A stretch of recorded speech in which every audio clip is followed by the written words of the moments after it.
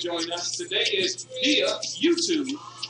Log on to YouTube and type in WMQM AM 1600, and you can watch us streaming live on the YouTube channel. To those on my Facebook Live audience, we will inform you of how to make that happen. The call-in number also has changed. The call-in number to call in and talk with us is 901-452-3094. Again, that's 901-452-3094 to call in and converse with us. Listen, we're getting acclimated still to this new setup, and we're going to take a brief break and give you these commercial messages, and we'll be right back. What's your source for truth in news reports? Where do you turn for non-corporate driven news that's fair and balanced?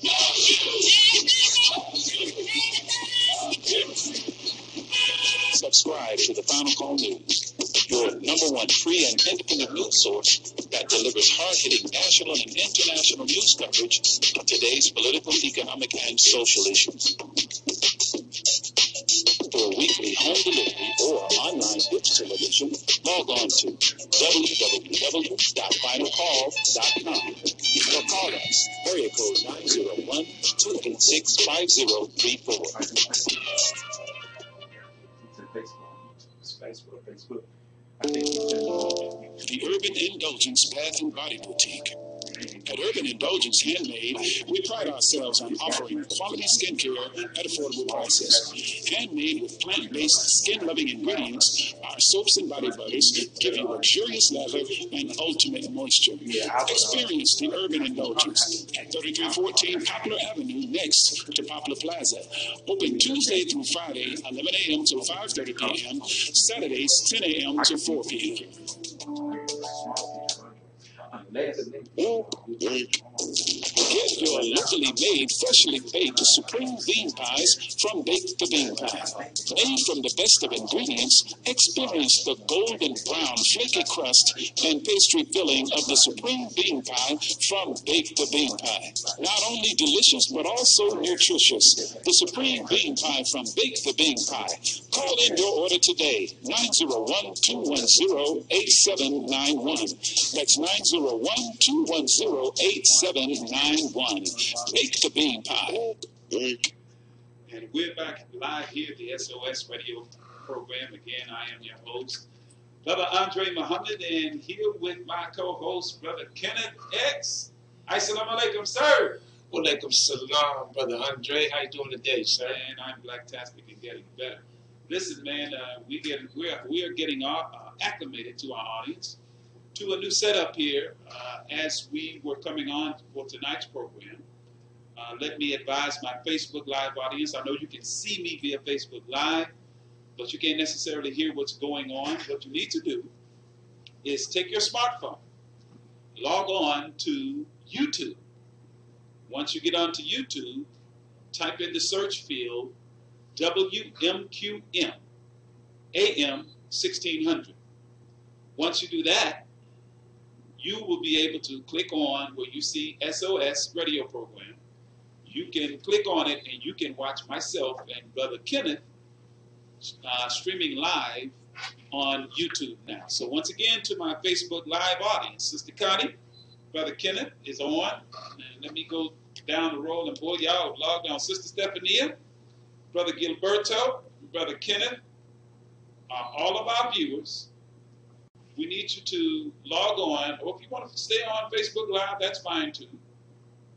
But you need to log on if you want to see us live and hear us live in the studio. We are now being heard on AM 730 as well as AM 1600.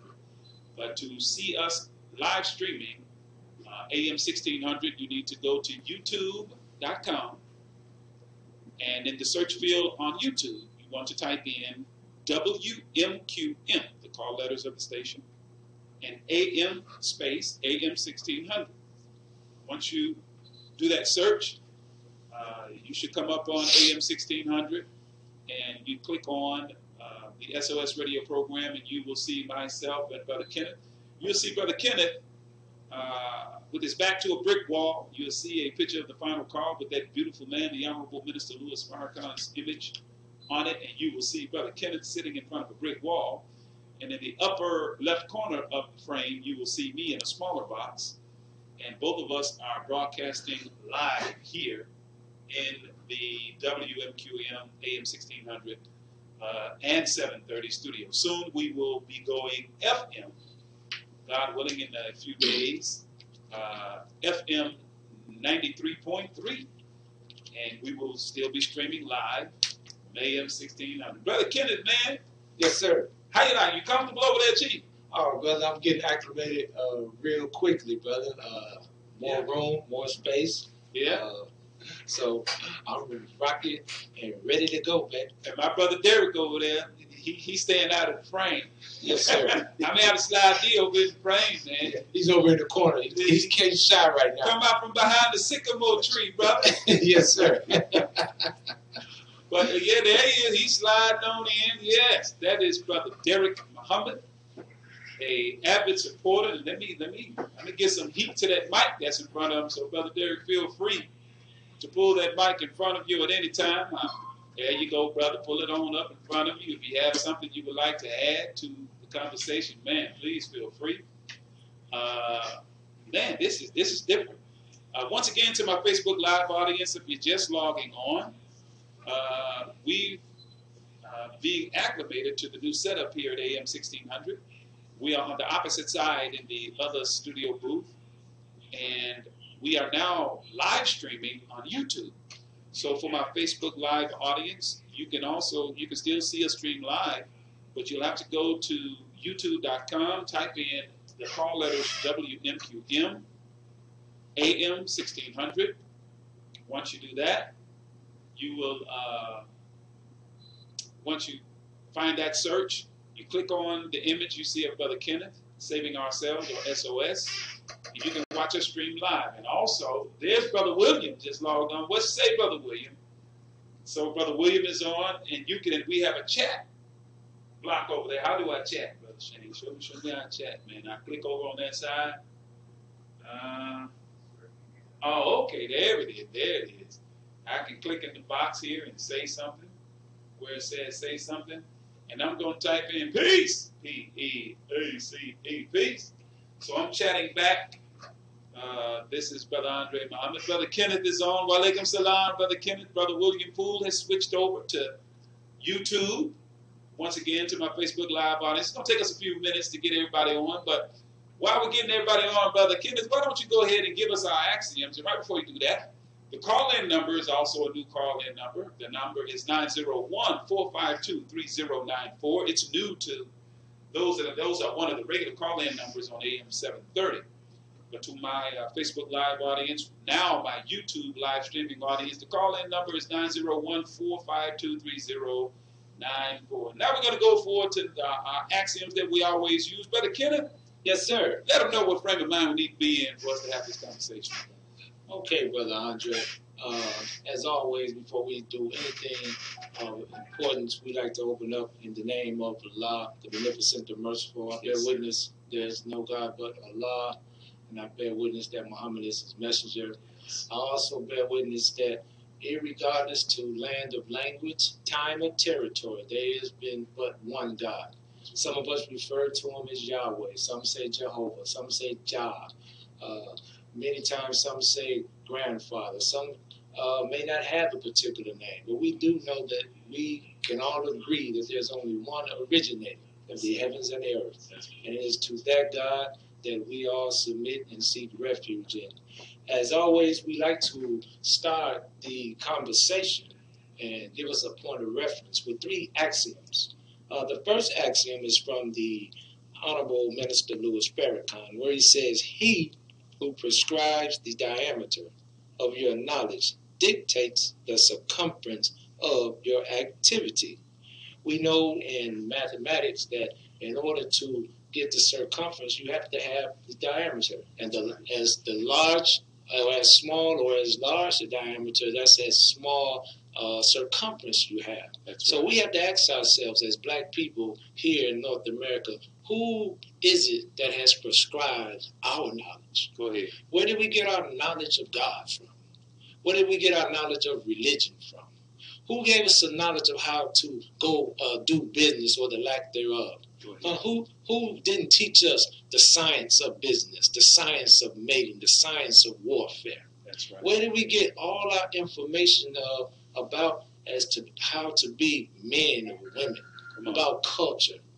Did we get it from a friend of ours, or did we get it from those who historically have been opposed to our freedom and liberation? That's right. The Honorable Elijah Muhammad said it simply: if a man won't treat you right, how can you trust him to teach you right? That's right. So we want to, as they say, step outside of the box and begin to dictate and chart our own course. Because we've been traveling down this road now for 464 years. And what have we gotten? We're in the same relative condition today as we were 50 years ago. Right. I mean, when will we overcome? The fight has to come to a conclusion sooner or later. Okay. So we need to think about that. The second axiom is also by the Honorable Minister Louis Farrakhan, where he also said, a slave is one whose power and authority is ruled over by another, and whose sphere of freedom is limited according to the wishes of his master. Now, we were emancipated in 1865, and the key word is emancipated, not liberated. See, you liberate yourself, but when we were emancipated, we became freed men. Notice the past participle, freed, means somebody let us go. Somebody. So emancipation comes from the Latin root emancipare, which means freed from one's hand, but not from their control. Not from control. And so although we were physically freed from the plantation, our sphere of activity were controlled by those who let us go, because they let us go only to welcome us back with open arms through lies, deceit, and trickery, sharecropping, peonage, the convict lease program, where we were perpetually in so much debt that many of our ancestors and many of us today still live under a slave-like condition. That's right. We don't have freedom of movement. Come on. Our movement is dictated by others. Don't have freedom of thought either, do we? Don't have freedom of thought. See, when they say freedom is speech, but they also say watch what you say. That's what they say. Because if you're not speaking the song, I like to say nice, that they want you to sing, then all of a sudden you are unpatriotic. All of a sudden you're an enemy. All of a sudden you're anti-this, anti-that. So we have to understand when we talk about slave, we're not talking about the physical slavery. We're talking about mental, psychological, spiritual slavery. That's right, brother. That's right. And the last axiom is from Dr. Carter G. Woodson, whose famous work, The Miseducation of the Negro, where he writes, when you control a man's thinking, you do not have to worry about his actions. You do not have to tell him to go here or yonder. He will find his proper place and will stay in it. So will. You do not need to send him to the back door. He will go without being told. In fact, if there's not a back door, he will cut one for his special benefit because his education makes it necessary. Wow. Wow. Now that's something. And what that is indoctrination and brainwashing. That's correct. Because when a person has taught you that you're less than for so long, that you're inferior, that you can't do this, you won't be that, then you don't even try to come out of that box. Yes, sir. There was a congressman or a state senator, I believe, but his name was Henry Berry. And he was in the Virginia House of Delegates. Yes, what up? And on the floor of the Virginia House of Delegates, and you can go back and research this, he said, and I quote, we have for all intents and purposes, closed every avenue of light that can enter into the slave's mind. That's right, brother.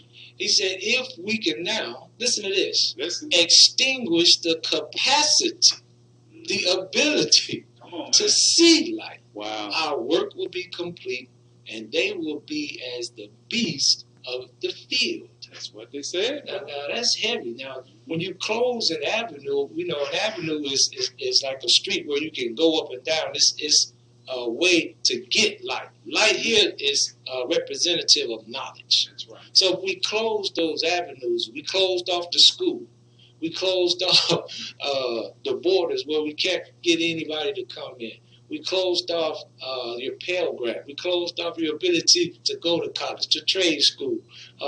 We saddle you with a felony, so we closed off public housing to you, health care benefits. All these avenues are closed. Now, if we can extinguish your ability to see light, meaning even if light was in your face, wow, you wouldn't even recognize it. Now that's something, brother. He said you'd be like the beast of the fields.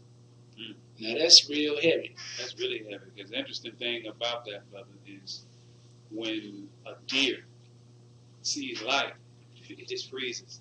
Yes, sir. That just came to my mind. Once again, those are our axioms. We would ask that you would keep those in mind as we engage in the conversation. Why should we keep those in mind? Brothers and sisters, the tutelage of the people whose tutelage, I should say, under which we have been, never taught us in a way that would free us from their control or from being emancipated. We were free physically, but we are not to be free mentally.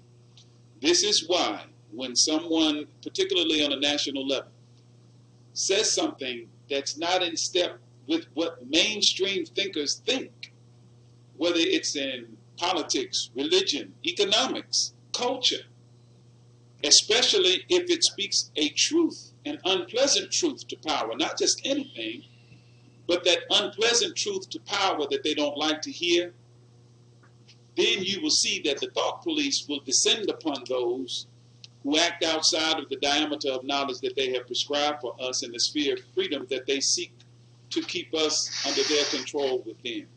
So, brothers and sisters, once again, to my Facebook Live audience, I know you can't hear what's going on the radio. That's for a reason. So let me once again announce, I see people they're commenting on here,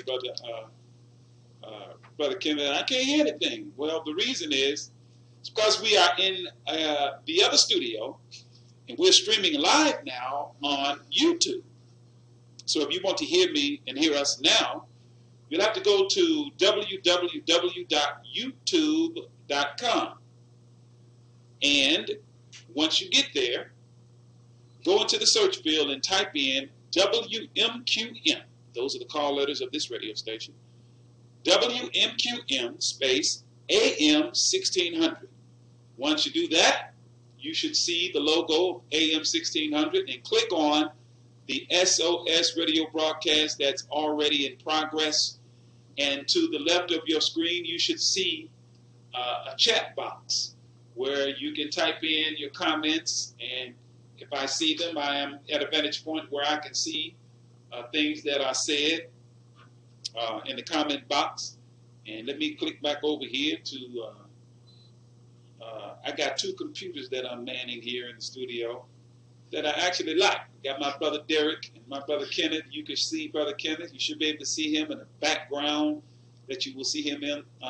Behind him is a brick wall. You should see the final call prominently displayed with an image of the Honorable Minister Louis Farrakhan, Savior's Day 2019 on the back of the final call. And my brother Derek Muhammad, and in the upper left-hand corner of the screen, you should see myself. I am in the control booth, controlling it as we go. Brothers and sisters, once again, welcome to the SOS radio program. Tonight, there's a lot going on, Brother Kenneth. Man, Yes, I kind of surveyed some things. I got some audio clips I want to play to our audience. And it's for the purpose of, one, informing and enlightening us relative to what anti-Semitism, or what a Semite is. Yes, sir. Because always in the wake of the Honorable Minister Louis Farrakhan's national speeches or messages. It is not a speech. It's a message that he's delivered. Oftentimes in the wake of those, our enemies will come out. And yes, right on cue, they've come out and they're criticizing him for defending the first Muslim woman in Congress. So, you know, they saying that he's encouraging her and supporting her anti-Semitic comments, when all she actually did was pointed out a reality as it relates to AIPAC and their influence and the Hall's power in this government. That's not anti-Semitism, and that's what's happening in America today, dear audience and brothers. They are characterizing truth as hate speech, or they're characterizing it as anti-Semitism. They have called one of the gentlemen that spoke at Savior's Day this year, Mr. Hoffman, they're calling him not only anti-Semitic, but they are calling him a Holocaust denier. Now that sounds familiar. Now I have an audio clip from a lady named Shulamit Alani. Come on, brother. Where she says she's a former Israeli minister or whatever. She's a former Israeli minister. And she talks about how the word anti-Semitic is used, how anti-Semitic and anti-Semitism is used. And she said, it's a trick. It's a trick. That's what she said. She says a trick. So tonight I'm going to play an excerpt from 3 excerpts, God willing. Three from this year's Savior's Day 2019 convention, leading up to the Honorable Minister Louis Farrakhan delivering that powerful, powerful message, yes, sir, wherein he introduced us to Jesus, which is right in step with where we said that we were going once we return. We are going to talk about Jesus, the truth concerning him. But why do you say the truth about Jesus? You know? Good question. Every year, Time Magazine and these big magazines come out with, you know, searching for Jesus. Looking for the Messiah. Looking for the Messiah. And there's a TV program on Jesus, fact or fiction. Right. So I'm like, wait a minute. If you all don't know who Jesus is or you're still looking for him, who is this dude y'all been teaching about? Now, how you going to recognize him when he get back? So, brother, and I know some in the audience may say, well, they don't even believe in Jesus. So, well, that's false. The book of scripture that we read, the Holy Quran, says that we should believe in all of the prophets and messengers and warners and the Messiah. Yes, sir. Jesus. So I know they'll say, well, y'all say he was just a prophet. Well, that's not what the Quran says. The Quran calls him Messiah. That's different. That's totally different. Now, we must make a distinction between the man of 2,000 years ago who was a sign of and prefigured Jesus the Christ, the Messiah. And we must also understand where Jesus is concerned, you have Jesus, God incarnate. Right. Then you have Jesus, the Christ. Yes, sir. Then you have Jesus, the Comforter. Then you have Jesus, the body of Christ. Come on now. All are not one and the same. Right, right. See, this is the trick that they have played with Jesus, and this is why he's always cloaked in obscurity.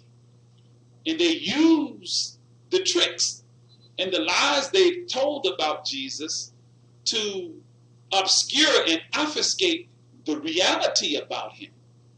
Because what would Satan do if the man, Jesus, the Christ, is to save the whole of humanity from the blinding touch of Satan? Well, Satan would be intelligent to use as a strategy to deceive the people about the truth concerning Jesus. And this is exactly what has happened. And the Honorable Louis Farrakhan said during Savior's Day, Brother Kenneth. Yes, sir. He said that, you know, they lied about Jesus. They took the history about him and made it prophecy. And they took the prophecy about him and made it history. So if you're looking at the prophetic utterances of Scripture about Jesus as history, yes, sir, then when the prophecy is fulfilled, you can be walking right with the man and not see him. It goes right along with the Scripture where it says Satan has deceived the whole world. Yes, sir. And nobody wants to admit that the game has been played on, brother. Yes, sir. So, the biggest problem that I foresee us having in the discussion about the truth concerning Jesus is, one of them, I should say, is the fact that Jesus never taught the followers of him to worship him. See, this is why, most people can't wrap their minds around placing an identity on Jesus. Yes, sir. See, any man who would dare claim that they are that one that the world is expecting, then they're going to have a problem. Because, naturally, you don't worship a man. Worship God is only worthy of worship. That's right. We don't worship flesh. No, sir. Well, if you are taught to worship Jesus and a man says he's Jesus, then you're going to have a problem with that. Yes, sir. Because naturally you're going to be like, I ain't worshiping that man. Exactly. Well, Jesus never taught us to worship him in the first place. He said, he said, and I'll give you a passage of Scripture. It says, for God is a spirit. Come on. And those that worship him, must worship him in spirit and truth, for such the Father seeketh. He didn't say that I seek it. Father seeketh. He said the Father. But that's for a future broadcast that we will be dealing with. But once again, to our Facebook Live audience, Brother Gregory, Sister Brandy, and Sister Brenda, Brother Maverick, man, my co-workers are on, Brother Kenneth, Sister Connie. You want to log on to YouTube. You can watch us streaming live on YouTube now. Brother Nadir, you can go to YouTube. Brother Zachary, Brother Billy, my homeboy in Kentucky. Go to YouTube and type in WMQM. Sister Jill, go to YouTube, type in WMQM in the search field, AM 1600. Once again, go to YouTube, click on the search box, type in WMQM space AM 1600. And once the search populates, click on SOS Radio and you will be able to see and hear myself and Brother Kenneth. We even got Brother Derek in the studio. And it's a nice little setup. You can see a wall as the backdrop for Brother Kenneth and Brother Derek. And you can see myself in the upper left-hand corner of the screen. And tonight we are rounding out Black History. And we're going to talk about some highlights from the crowning event of Black History Month, which is our annual Savior's Day convention and celebration. And Brother Kenneth, it was your first one. Brother, tell the people what it's like, man. I just indulge us for a few minutes. This was Brother Kenneth's first Savior's Day, and I just want you to hear from him what it was like. Go ahead, my brother, please. Well, brother, I've been trying to conceptualize and put it into words. It's almost indescribable, but if I could, I would say it was like being in heaven. Ooh. The love. The Holy Quran says on that day, the greeting would be peace. And everywhere you went, you heard, Assalamu alaikum, Happy Savior's Day. Yes, sir. And I'm trying to, stay within myself. You know how we do, brother. We try to keep our cool, but I was like a kid in the candy store, and I got a chance to rub elbows with some of the greats, our national treasures. Yes. And many who I just saw on tape, and got a chance, and they treated me like a long-lost brother, long-lost family member. Taking pictures, and I spent a lot of time with you, and you were telling them my story. For those in the listening audience, the YouTube audience, I'm recently released from the Department of Corrections. Yes, sir. 7 months on this side of the fence, after nearly 26 years on lockdown. At one time, I was serving a life sentence. They had shut the door and cut the lights off on me. Wow. I didn't really have a lot of hope or aspirations. I thought where I was where I was going to be. And when you're in that particular environment and situation, it produces despair, frustration, anger, and you really don't have a whole lot to get up in the morning for. But in that environment, in that darkness, in that pit of misery, I heard the voice of Honorable Minister Louis Farrakhan on a tape, and it's just like it was yesterday, where he said that there's no human being that cannot be redeemed. Yes, sir. And from that point, I knew that my life wasn't over. Whether I was going to be there, I was going to not just exist, but I was going to live. I began to work on myself through self-examination, self-analysis, self-correction. And when I came up out that mental depth that I was in, I put into practice the 8 steps of atonement. Yes, sir. And as I began to work and to build the Nation of Islam, reestablish the different study groups throughout the Department of Correction. Yes, sir. We began to move and to grow. We began to attract outside support. So when I was walking around Savior's Day, I saw the many men who took time out. Yes, sir. And to come in to give light in that darkness. And I got to give a shout out to Brother Abdullah Yassin Muhammad, one of the sons of the Most Honorable Elijah Muhammad, who saw me in the vending area at the prison reform booth and hugged and kissed me because he remembered me from the institution. I saw the great Captain Curtis Fard Muhammad, yes, sir, a brother who needs no introduction in the nation, Brother Captain Dennis Muhammad, all those brothers who came in. Yes. And who spent time and nurtured me through the telephone, through letters, and who came and took time out. And many brothers who were there called on the phone, Brother Tadero Muhammad out of South Haven. Yes. It was just beautiful, brother. And I found myself, keeping my hanky real close because I don't know, my allergies must have acted up because my eyes kept watering. But needless to say, brother, coming out of that, and then actually sitting down. I also was part of the 2019 graduating class. Yes, man. And now that was just, brother, I got a chance, and I got to get that video to you. It was too big for me to text it to you.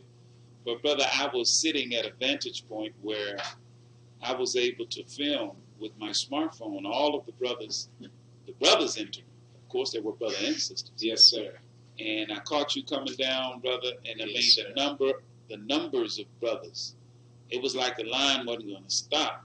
And to the listening audience, we have now in the Nation of Islam, every Savior's Day, we have a graduation on that Saturday, right after our men's and women's gathering, the FOI and MZT class. We have the graduation, and I was blessed. My family was blessed. My daughter is your classmate. That's my right. daughter, she decided that, Dad, some months ago now, Dad, look, ain't nothing in the street. Ain't nothing out here. I'm coming to the mosque. She made that decision on her own. Yes, sir. And when you, as a parent, when you hear it, I had to keep my cool, Brother Kenneth. I was inside, I was jumping up and down, but on the outside, I was like, okay, we'll see. Yes, sir. And, brother, she began to process the sisters. I mean, Saturday morning, like clockwork, she was jumping up out of the bed, headed to MCT class. I peek in her room. She's got a Quran and a Bible and a dictionary and message to the black man laying in her bed, and she fall asleep. She's still in her bed with her. Yes, sir. And that's the hallmark and one of the attributes of what a believer should be. Yes, sir. We should be students of what God teaches.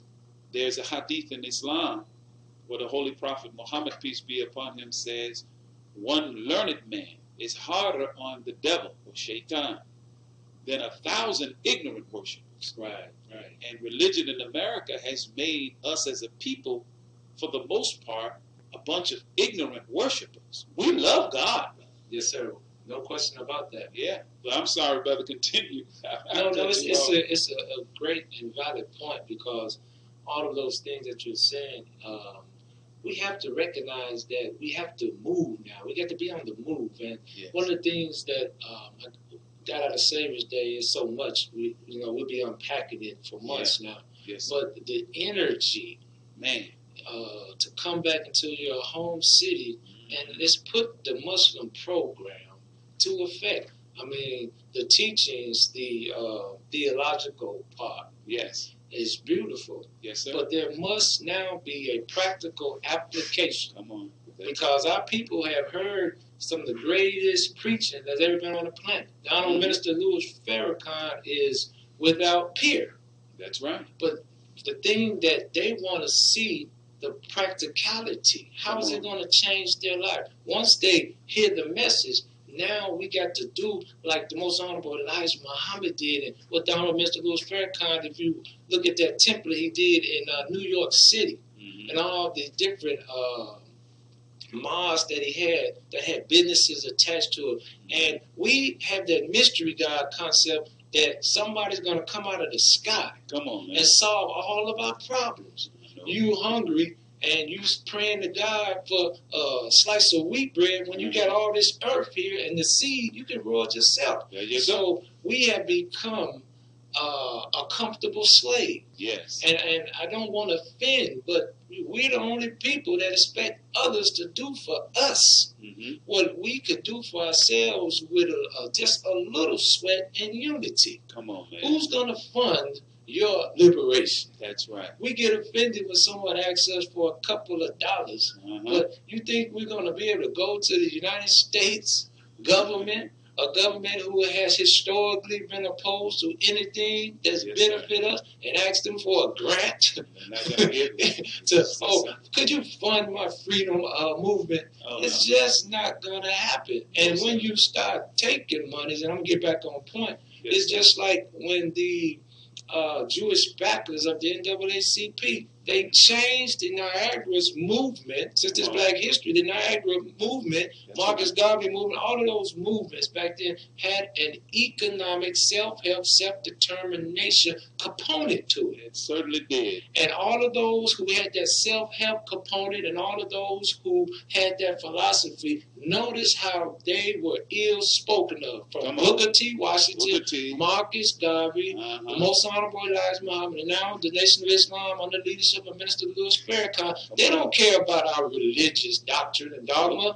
It is our self-help program that distinguishes us from other groups. That's correct. Because if it wasn't for the self-help program, we'd just be like another church. No offense, but that's what they want.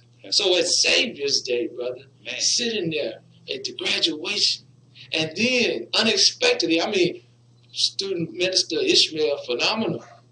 Supreme Captain, you know he bringing it. But to see the Honorable Minister Louis Farrakhan live and living color, it's so close I could almost touch him. And I was in this feel the energy. You like, is this man nearly 86 years old? Man, stepping and moving, and it's like somebody got to hold him back. He's like about to jump out the stage. You could literally feel the energy radiating off his skin. The man spoke for 4 hours. That was Sunday. He came out, and I'm right there. An 85-year-old man. Oh my goodness! I'm sorry for being excited. No, we all excited. And I want to say this because I didn't get a chance. I want to give a shout out to our Mid-South representative, the Honorable Minister Louis Farrakhan, Student Minister Anthony Muhammad, absolutely, for his leadership here in Memphis. This is a hard-working brother, committed, has been here a long, long time, and I think we owe him our support and our sweat equity. I also want to give a shout out to his great staff that he's assembled. Our student Captain Anthony J. Yes, sir. I can't put in the words. I call him Big Cap. Yeah, Big That's Cap. My man, brother. I ain't got that many years in, so I'll just say, Brother Captain Anthony, I appreciate you allowing me to participate fully in the event Sunday. I'll never ever forget that.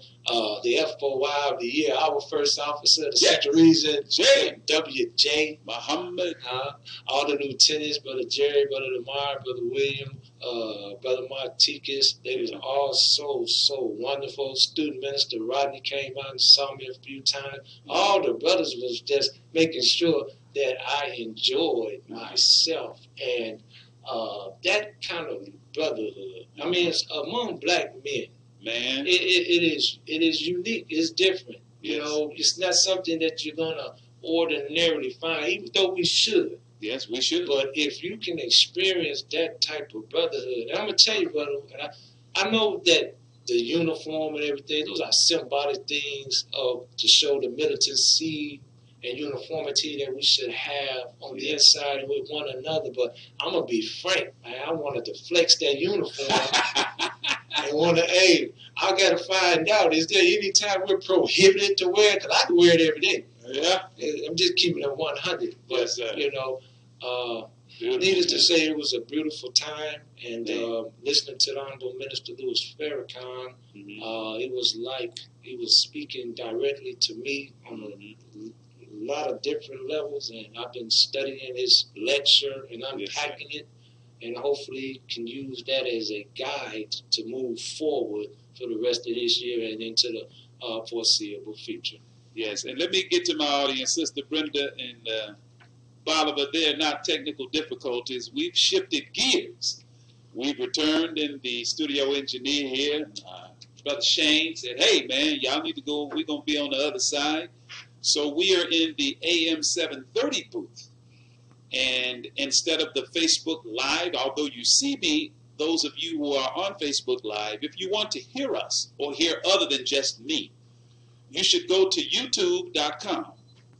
Log on to youtube.com on your smartphone or your desktop and go into the search field and type in the call letters WMQM space AM 1600. Once it populates or the search populates, you should see in the list of videos, live stream videos, the SOS radio programs. Click on it, and you'll be able to see myself, Brother Kenneth, and Brother Derek is live in the studio with us. You should be able to see us live as well as hear the entire program. And what you will see when you log on, you will see Brother Kenneth. You'll see a Final Call newspaper prominently displayed in front of him with the image of the Honorable Minister Louis Farrakhan with Brother Derek seated next to him. And in the upper left-hand corner of the screen, you will see myself, Brother Andre, hello.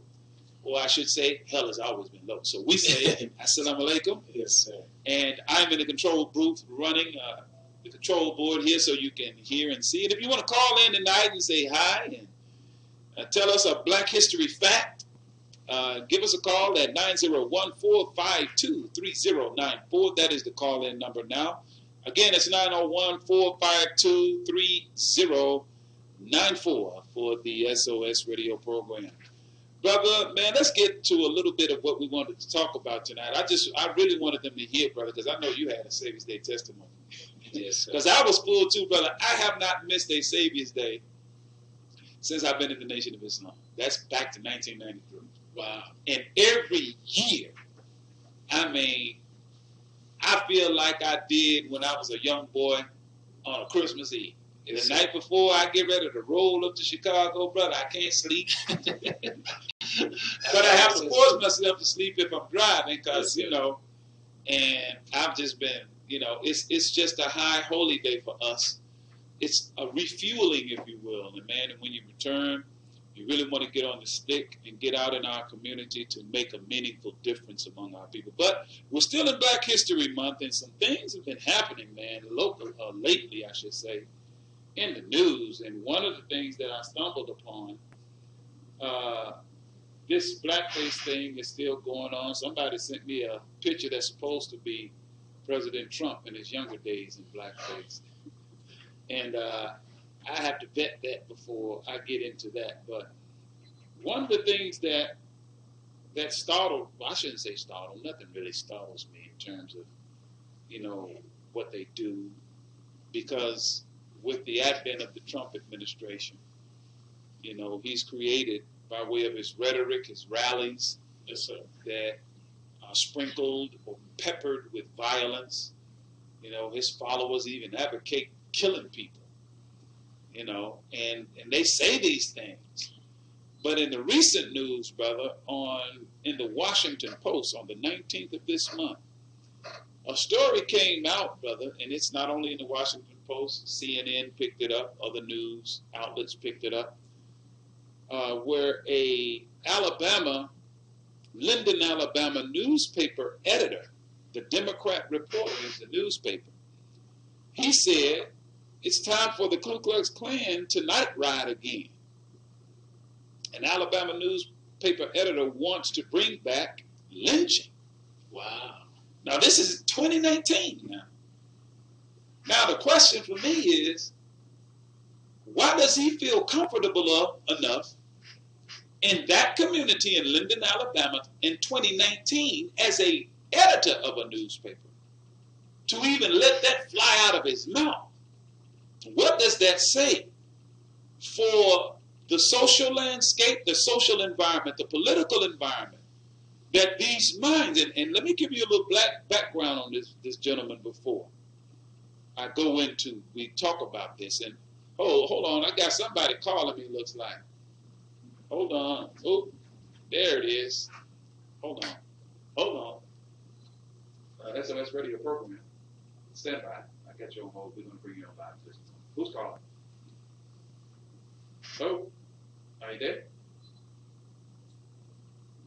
Now, let me put him on hold. And this is all new to me, y'all. Double clicking. Okay. In a few minutes, I'll bring him up live. Matter of fact, let me go on and bring him on live. Oh, well, they hung up. Okay, so I double tap that again. One tap. Drop.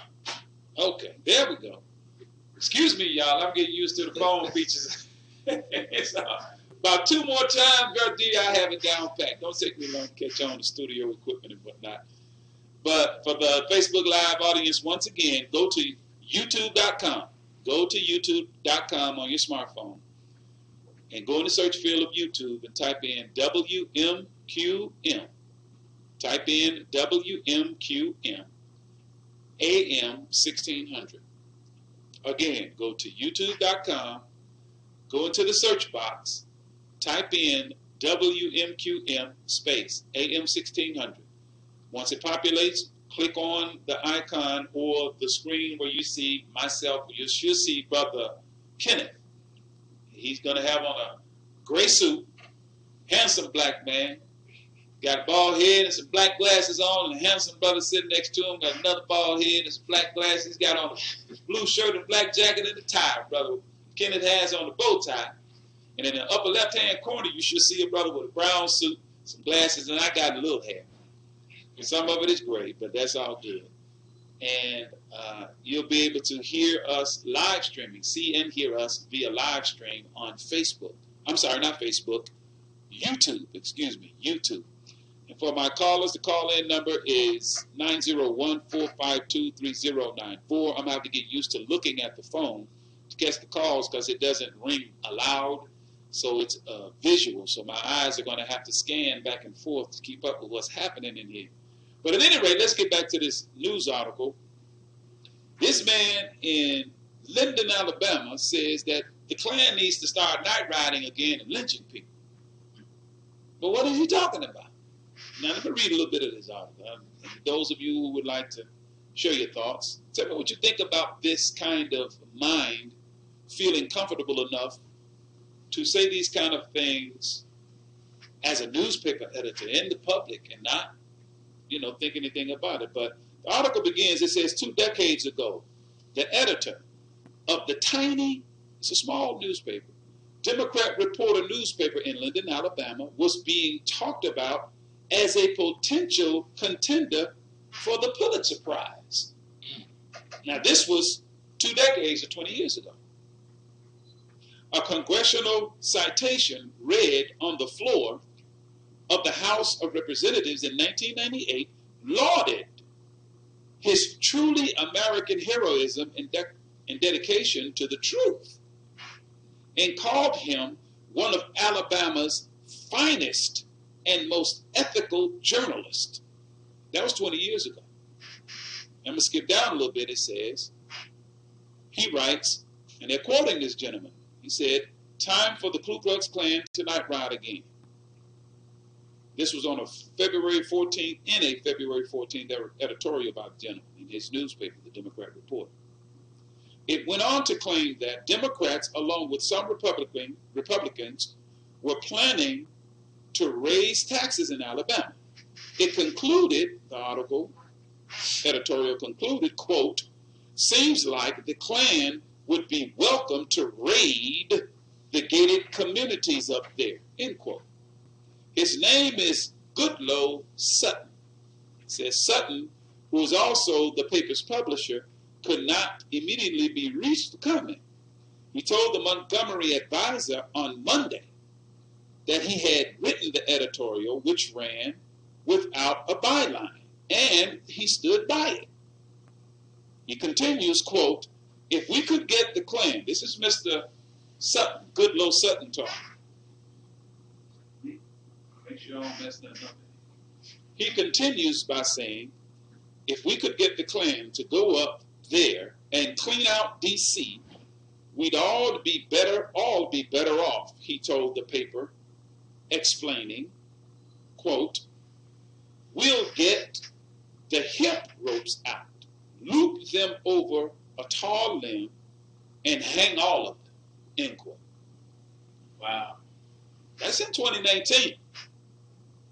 And recently I was reading an article that a brother, I forgot to print it out, of a brother that was hung in that same state. Yes, sir. No, I'm sorry. No, it was Texas. I kind of perused it real quick right before I got ready to leave coming here. And of course, I didn't get an opportunity to read it in its entirety. I just kind of read the headline, scanned the name, which I forgot. But these things are still happening to black people, brother. In 2019 in America, you're not finding other ethnic groups hanging from trees. No, sir. You're finding us. You know, and this is the kind of backdrop. And it's interesting to me, Brother Kenneth, if I were to look at that from a scriptural context. Yes, sir. Sounds like to me the fiery serpents of which the scriptures speak. Exactly, Brother Andre, where we saw the people, the children of Israel, after Moses had went up against Pharaoh, defeated him with God's backing, leading them out to the land of their own, how they murmured and talked about Moses and gave him Aaron. And gave him a heck of a time. And God got so tired of them, he basically wanted to destroy them all. But he sent fiery serpents out to bite them. And Moses lifted up his rod and was able to be an intermediary to save them. But having said all of that was symbolic of what's going on with us today. Yes, sir. The black man and woman here in America, so teaches the Most Honorable Elijah Muhammad, fulfills the prophetic scripture of the children of Israel. That's correct. And we murmured and talked and slandered and gave the Most Honorable Elijah Muhammad and his spokesman, his Aaron, the Most Honorable Minister Louis Farrakhan, a heck of a time. Yes. And so now God has unleashed the fiery serpents. This represents angry white people. Yes. On the black land of America to show you. Mr. Farrakhan said a couple years ago that he was going to call Satan out and make him remove his mask of civility so we can see them for the beasts that they are. Yeah. I mean, we act surprised when we hear these things. But historically, I think it was Billie Holiday that had a song called Strange Fruit. That's correct. I mean, when you see when this is Black History Month, so go look at a book called 100 Years of Lynching. Go and get it. Go get Without Sanctuary. Yeah. This is our postcards. And these lynching things, it wasn't done by a rabid savage people. These were outstanding citizens. Yes. They would dress up in their Sunday best. Mhm. They would send out newspaper articles and postcards and Yeah. announce Yes. the lynching. They would have what they called picnic. Yes, and we know that was pick the N-word. That's the origin of that Well, we word. can say it, brother. You It know? was called, in their time, pick a nigger. Yes, sir. Exactly. I mean, this is Black History Month. These things were real. And they would then stand after they had beat and burned alive and to cut pieces Yeah, for souvenirs. for souvenirs and sell them. They would have jars, pickle fingers and toes. I mean, this is real. This is horrible. I mean, what kind of mind could come up with that now in 2019? Because somebody out there say, "Oh, y'all bringing up the past." This is just actual facts. Don't get mad at us for revealing the truth that they wrote. Mm-hmm. I didn't write these books. They wrote. They documented the atrocity. So this is what they documented. Can't just imagine what's not written down. Whoa. What wasn't called? Yeah. They didn't have the technology to cover all of the happenings. Exactly. So this kind of mind is still out here. And so this needs to put us on point. So these fiery serpents, because, Brother Andre, again, our people don't understand the divinity that they possess. We don't have a true knowledge of ourselves and the time and what must be done. And if you're not speaking in accord of the time, as the Honorable Elijah Muhammad said, that's not good subject and verb agreement. That's right. You can't speak like a slave in a time of liberation. The subject is freedom, justice, and equality. So your activity has to be in accord with that. Yes, See, sir. we got to come to a decision.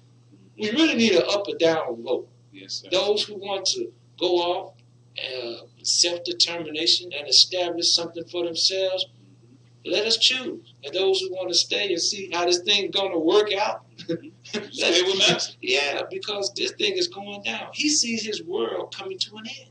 Yes. You see, Pharaoh saw this. He saw the children of Israel multiplying. Mm-hmm. He saw them, their birth rate going up and his birth rate going down. That's correct. And he knew that if they would join on to an enemy of theirs and come against them, they would be annihilated. So when they do these census, what do you think they see? Yeah. When they see the black population, the Hispanic population, the Asian, all of these non-European, non-white demographics on the rise and their numbers down, where they're going to be a minority in America in less than 25 years. Yes. Now, that may not mean nothing to the average person, but in a white, racist, white supremacist mind, he knows that he's about to lose power in the land where there's a one person, one vote, even with the Electoral College. Every baby represents another tangible asset of power, That's correct. potentially. That's right. And so he got to get in his trick bag now. And I know you said you had something with Dr. Wesley, but Dr. Wesley hit a whole lot of things. Yes, sir. Because this attack on the black community, on black culture, on black life is not an accident. Well, it's not. It is by design. That's right. Well, my brother, look, man, I wanted to really play something, an excerpt from the Honorable Minister Louis Farrakhan bearing witness to what you just talked about of the mask of civility. And that the minister warned us. He warned America. He said, be careful. Before Mr. Trump was even elected. He said, be careful of how you choose your leaders. And he said, if Mr. Trump became president, that he would take America to hell on a rocket ship. And the mask of civility, I mean the civil way, the facade that the mind of white supremacy has been hiding under will be removed. Because the anger that will manifest in their minds and hearts, which is already there, but that would ultimately surface in their actions about the condition of their country and their belief that black folks is in part or in whole part responsible. So I want to play what the Honorable Minister Louis Farrakhan had to say about the mask of civility. Listen to this. We'll be right back. It gives me great honor to bring. I'm sorry, that's not the one I want to. There it is. I got to get used to these controls, you all. The Honorable Elijah Muhammad said, when the children of Israel rebelled against Moses and Aaron and did not want to leave their slave master to build an independent nation of their own under the guidance of God, then God chastised them with fiery serpents and cockatrices. So the Honorable Elijah Muhammad asked me one day, do you know what it means, fiery serpents? I said, no, sir. He said, it means angry white people. Now white people are getting more and more angry every day. And as I said on this same wonderful program before Mr. Trump was elected, that the mask of civility, like an onion peeling off, is being peeled off, and now naked hatred, not only in word but in deed, is being openly shown to us. And so, my brothers and sisters, they will come in to chastise us, but since we are no longer forsaken and are the people of God, then God will answer whatever they do of evil to us. And I'm warning the government, and I am warning General Mattis and all those who would kill us outside of the law of justice, that the God of justice will pay you back in full. Now, white people have been taught a sick doctrine that because you're white, you're better. And all the planet will sleep while white folk were raising hell all over the earth. You can't make hell reign now because the planet is waking up. You got competition in China. You got competition in Japan. You got competition in India. Now Africa rising. And the black man in America, he's rising. So the white folks now are upset because they're looking at your rise. That's right. So let's make America great again. He meant let's make America white again. So ever since he won the election, there's been over 700 hate crimes. White folk are now not holding back. Whatever they've been feeling inside, they say it now. All right, nigga.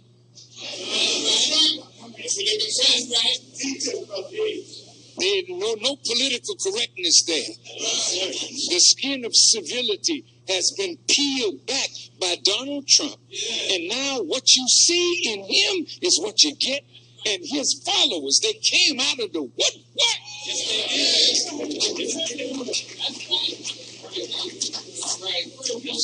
While Jay-Z and Beyonce were saying, go ahead, Hillary.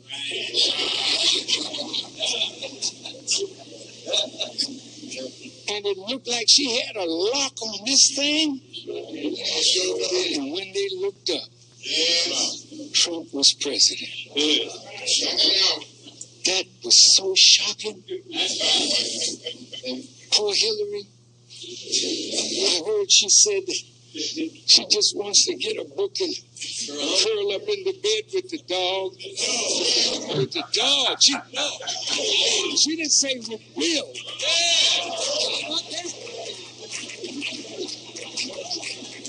I'm not trying to be funny.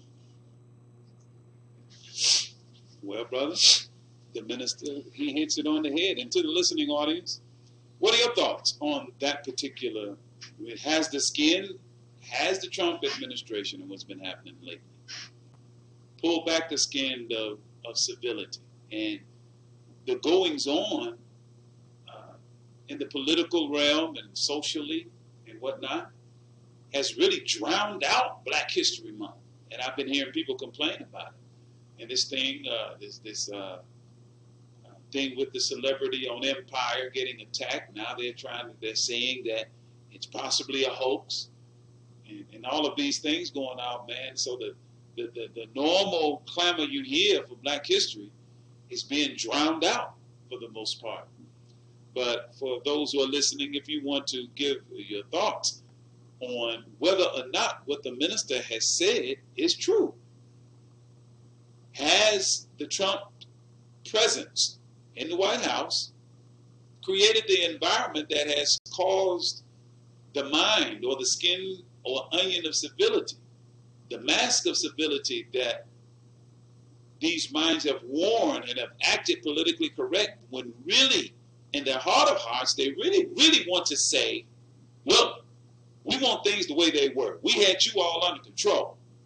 You niggas did what we said, when we said, how we said it. And to those that are listening, you may find that offensive. But look, we're realists. We're going to keep it 100. And that is the truth of what's going on. And that is the truth of the mentality that's out there. Because you can't tell me in 2019, a newspaper editor feels comfortable saying, yes, sir, that the Klan should ride again, do night rides and hang people. And they're hanging people in D.C. that are not in step with what their idea of greatness, of the greatness that America should display. Now, for Black people, the truth is America has never been great for us. And what they are suggesting, that it's not great for them now. But some Black people think things are just fine. So when they say make America great again, they're saying it's not great now. And what would greatness mean for Black people if they make it great according to their vision of greatness for this nation? exactly. So, and to the Facebook Live audience, once again, to those that are just logged on, Brother Mark, Assalamu alaikum, sir, and all of those that have logged on, go to, if you can only hear me probably, but you'll need to go to youtube.com. We are now streaming live, youtube.com. And when you go to YouTube, go into the search field, type in WMQM space AM 1600. And then when it populates, you should see SOS, and click on the SOS radio program. You should see Brother Kenneth and Brother Derek sitting there, and in the upper left-hand portion of the screen in a small box, you should see myself. And we now will be streaming live from YouTube. Brother Andre, Yes, sir. Just dealing with the comfort level of this individual, Sutton, I believe you said his last name. Yes, Goodlow Sutton. Goodlow Sutton, to just brazenly feel comfortable enough to speak about lynching. Now, he'll defend it and say, well, I didn't put any racial connotation, but we all know the dog whistle that was called right there. Uh-huh. But sometimes you don't have to say it. Certain words Yes. bring about certain actions.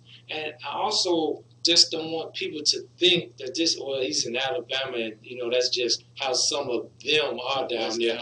Let's look at this blackface thing for a minute, where Gucci, an international company, a company that we as Black people aspire to purchase their products as a symbol of success, that I got money. We'll overpay for a belt, a wallet, a key ring, just to say I got on some Gucci. I'm flossing that Gucci. Yes, and you spending all of your dollars, millions of dollars, and the thanks that they give you is that they can't be that culturally unaware of what blackface is. To make a sweater, just to brazenly make this sweater and offer it to the public, and then only when someone starts to make a few comments, they say, "Oh, we didn't know." How you didn't know? They knew that, brother. Look at Burberry. Yeah. You got a sweater that got a noose on it. You would have to have been living in 6 million BC to not know what that noose symbolizes. Come on, brother. To not know what blackface symbolizes. Mm-hmm. And now you still have this party from among them, I say it like that, who wants to put that handle, and I'm glad you're going to debunk this anti-Semitism label, but it was Al Jolson, a Jewish man, who popularized the blackface with the minstrel shows. You see? But nobody's saying anything or calling him anti-black. No. You know, he don't even have to defend that kind of activity. Yet, we always have to defend ourselves and our leader and those, and it's a sad testament to a certain segment of our community who a man has a body of work 64 years, and you won't even speak a word of truth. Where do you find that? In the scripture. Jesus did all of these things. Yeah. Healed the leper, brought sight to the blind. He had the deaf hear, the lame walk. But when he was going through his trial, everybody quiet. Didn't nobody say nothing? Didn't say a murmur on the word. Nobody said nothing. Nobody, I mean, what was Lazarus? I'm surely Lazarus. That man from the dead. Surely Lazarus could have said something. Not today. But brother, look, my mind while you were talking about Gucci, Brother Kenneth, you know, one of our great brothers, great boxer, Floyd Mayweather, they stopped him right before he went in and talked about, you know, you're going to go and spend your money. They say he spent something to the tune of $40,000. And Floyd's sentiment, I watched the video, was, look, man, I do what the bleep I want. You know, I'm just living life. You know what I'm saying? And, of course, he has the right. The man worked hard. He dedicated himself to his sport, his craft. He earned it. Yes, sir. But what I think many of our people don't understand, you know, we have these anthems that express our desire. You know, we just want to enjoy life. Of course you do. You know, there's a song out now. I'm living my best life. Ain't going back and forth with you. Yes, sir. Yes, sir. Go ahead, brother. But what we don't understand and may not understand is something that I tell brothers in the hood. That, brother, you go to the corner store, you know, you buy your Black and Mild and you buy your beer. I said, brother, who makes the beer? They take our hard-earned dollars. Gucci. It's clear that they don't have black people's interest at heart and they're not sensitive to our suffering, our plight, and our struggle. So they take the money that we spend with them and use it to support political candidates and causes that act to the detriment of black people. So effectively, Floyd, whether he realizes it or not, is helping to fund the oppression of black folks. Come on, brother. Come on. He's helping to do that in a major way, directly with a company that would depict us in that manner. Can you imagine a Gucci or any of these other companies, a Burberry, making something that denigrates the horror of what happened to Jewish people? Oh, they'd be out of business the next Could day. you imagine the response? But our people, brother, unfortunately are so ignorant.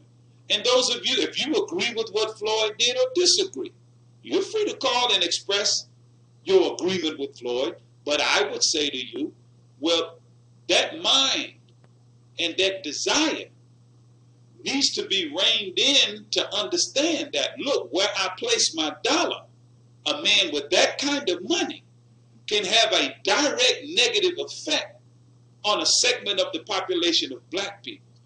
And again, Brother Andre, it goes back to that original axiom that we started the program with. He who prescribes the diameter of your knowledge, he dictates the circumference of your activity. Where did Floyd get that mindset?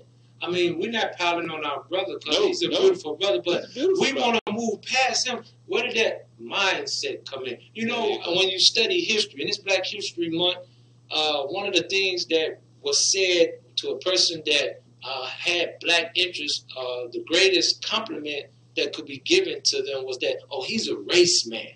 What that term meant was he was for black people.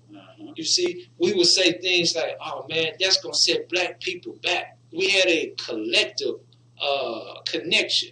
But now we have falling into the trap of this individualistic society, this individualistic, I got mine, you get yours. Yes, and sir. we think that you can move through society as an individual, and you can't. One man, one woman does not escape That's right. the reality of their people. There's always going to be stars among us. There are going to be those who they promote. Mm-hmm. But the masses of our people, until we all rise, we're not going to be respected across the board. That's correct. See, and that's what we got to get people like Floyd Mayweather to understand. Study history. Go back to Ray Charles.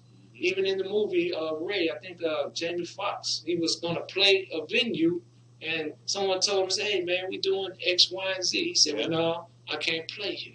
You see, I can't support this if my people not supporting I lose it." money, I'll get sued. Exactly. That's the thing we have to understand. Our personal interest sometimes get in the way of the collective interest, and there has to be a balance there. And I watched the video of Monique and our brother Steve Harvey. Yes, sir. Yes, sir. The same thing. I understood where Brother Steve was coming from.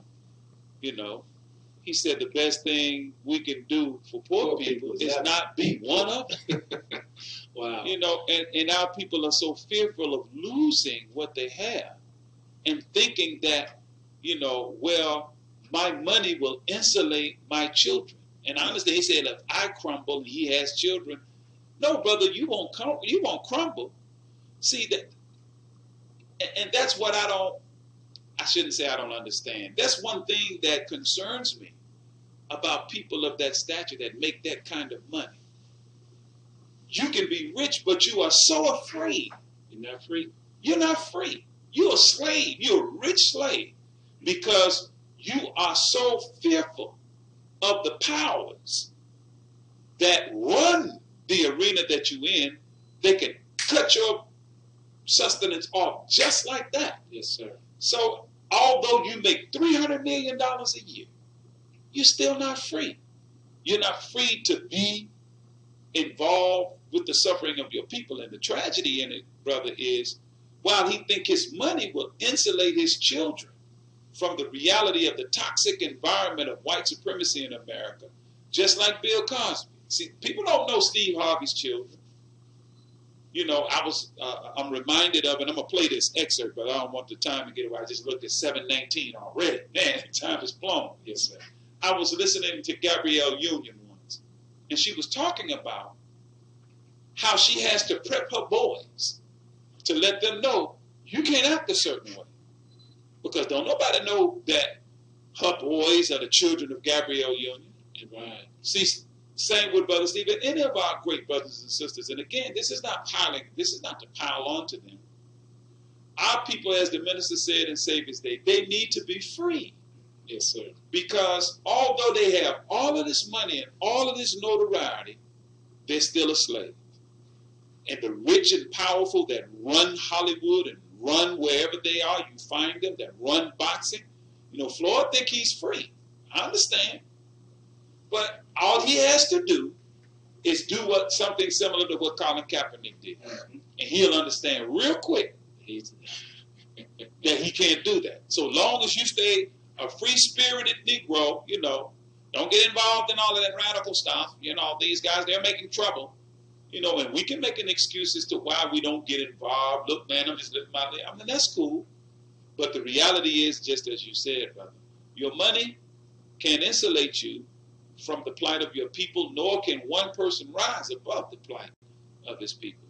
So, brother, let's get to this thing. And when we talk like this, as we were saying at the outset of tonight's program, they want to say that we're teaching hate. Speaking truth to power is characterized as either teaching hate or primarily anti-Semitism. So I want to play this excerpt from a Israeli minister. Her name is Shulamit Alani, and then I'm going to play an excerpt from our Savior's Day convention where Dr. Wesley Muhammad is describing what a Semite is. So listen at the first one, and then I'll play the second, and we'll be right back. Often when there is dissent expressed in the United States against policies of the Israeli government. People here are called anti-Semitic. What is your response to that as an Israeli Jew? Well, it's a trick. We always use it. When from Europe somebody is criticizing Israel, then we bring up the Holocaust. When in this country people are criticizing Israel, then they are anti-Semitic. And the organization is strong and has a lot of money, and the ties between Israel and the American Jewish establishment are very strong, and they are strong in this country. As you know, they have power, which it's okay. They are talented people, and they have power, money, and media, and other things. And their attitude is Israel, my country, right or wrong. They identify fiction. And they are not ready to hear criticism. And it's very easy to blame people who criticize certain acts of the Israeli government as anti-Semitic, and to bring up the Holocaust and the suffering of the Jewish people, and that justify everything we do to the Palestinians. Now, you heard that. She says it's a trick. They have, in Europe, they call you a Holocaust denier. By the way, that's what they call Mr. Hoffman, who spoke. He's a white gentleman. He's a white Christian who spoke at Savior's Day. We're going to play that tomorrow. Or here in the Americas, they call you anti-Semitic. Now, anti, of course, means against. Semitic is in reference to the Semite or the aboriginal people of the earth. Now I want you to hear from our brother, Dr. Wesley Muhammad, explaining what a Semite is. Because most of our people don't really know what anti-Semitic means. That's right. You know, they think it's against Jews, as though they are the only Semitic people on the earth. But let's see who the Semite really is, and who is not a Semite. So take a listen to this excerpt, and we'll come back and discuss it. It's about 11 minutes and 30 seconds long. It gives me great honor to bring before you our student minister, Brother Wesley Muhammad, who is an author, a scholar, a researcher. He serves as one of the members of the Executive Council of the Nation of Islam, and serves also as a member of the Honorable Minister Louis Farrakhan's research team. He's going to come before us and really help us to understand what a Semite is. Help me to welcome Student Minister Wesley Muhammad.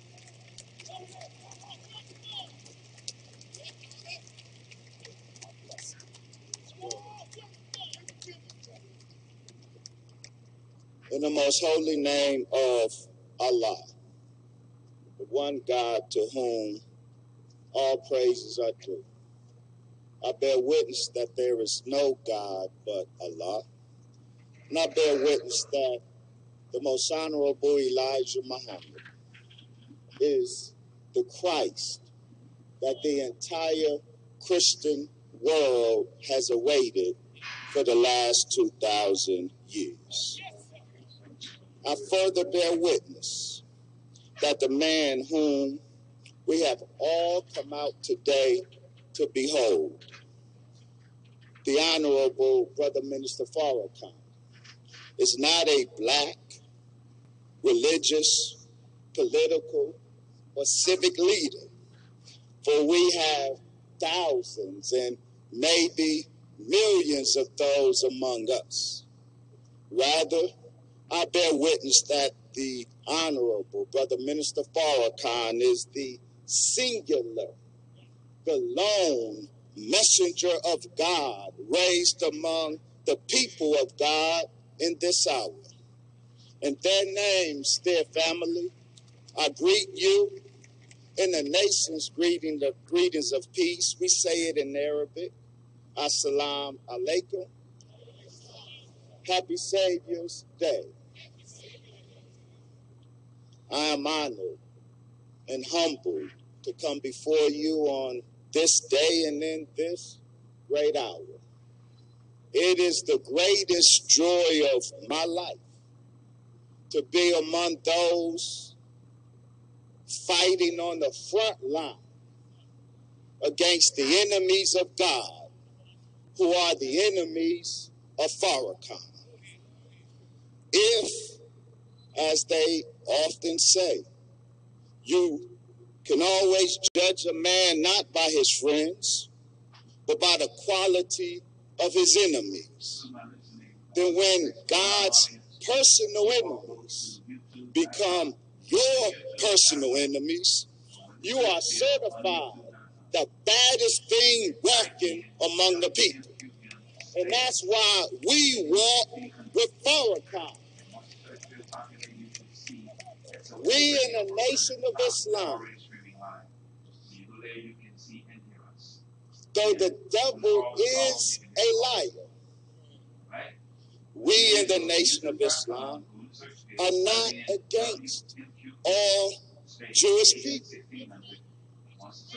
The Holy Quran uses the language or declares that there are those who believe and do good, and they shall have their reward with their Lord. And there is nothing that we could do that would deny them or could deny them their earnings. But the Quran uses the language, a party from among them. It is this party from among the Jewish people who have declared God's man and our Minister Farrakhan to be their public enemy number one.